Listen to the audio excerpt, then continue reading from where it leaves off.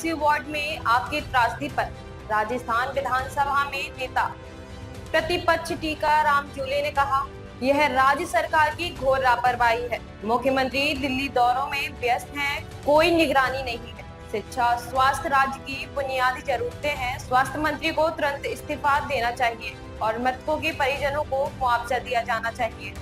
जिनकी लापरवाही से यह घटना हुई है, उनके खिलाफ सख्त कार्रवाई होनी चाहिए। हमने पूरे खराब कर दिए राजस्थान के, और कोई मॉनिटरिंग नहीं, कोई देखने वाला नहीं, बच्चे मरे।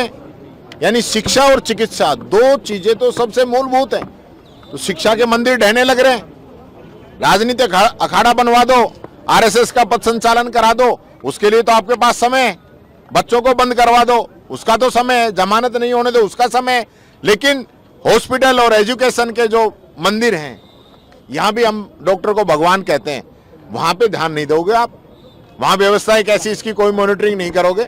यहाँ आप देखो, हमारा जो शानदार आईपीडी टावर बन रहा था, पिछले 2 साल से काम रोक रखा है, उनको पूरा नहीं करोगे। क्या मॉनिटरिंग है आपकी? टीकाराम जी, एक जो परिजन आरोप लगा रहे हैं कि जिस वक्त आग लगी, नंबर 1 चिंगारी लगी, सूचना दी, उस वक्त ध्यान नहीं दिया, अगर उस टाइम बुझाते तो आग बुझ जाती। एक दूसरा वो कह रहे हैं कि फायर फाइटिंग उपकरण जो अंदर होते हैं वो खाली थे। ये तो अपने आप में बहुत बड़ी बात है, जानलेवा लापरवाही है। बहुत बड़ी बात है और गंभीर बात है। ये सारी जो सुरक्षा के जो उपकरण लगाए जाते हैं, चाहे वो पानी का हो या आग बुझाने का हो, ये सारी चीजें व्यवस्थाएं रहती है। इनकी लगातार मैं समझता हूँ 3 महीने में, 6 महीने में या साल में ऑडिट होती है, चेक होता है। इसके लिए फायर ऑफिसर आके एनओसी देता है। तो वो कौन लोग हैं जो चेक ही नहीं कर रहे हैं? और जब चिंगारी लगी, डिपार्टमेंट को इतना, क्योंकि ठेके पे लोगों को लगा रखा है, वो लोग कोई ध्यान नहीं दे रहा है, वो उसके नीचे, सब कोई मॉनिटरिंग है नहीं।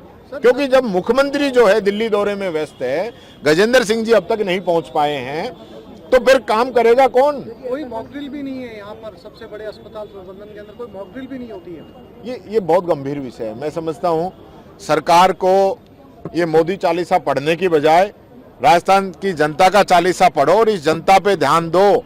ये जनता मरने लग रही है। मैं फिर कह रहा हूँ, शिक्षा और चिकित्सा दोनों मूलभूत बेसिक आवश्यकताएं हैं।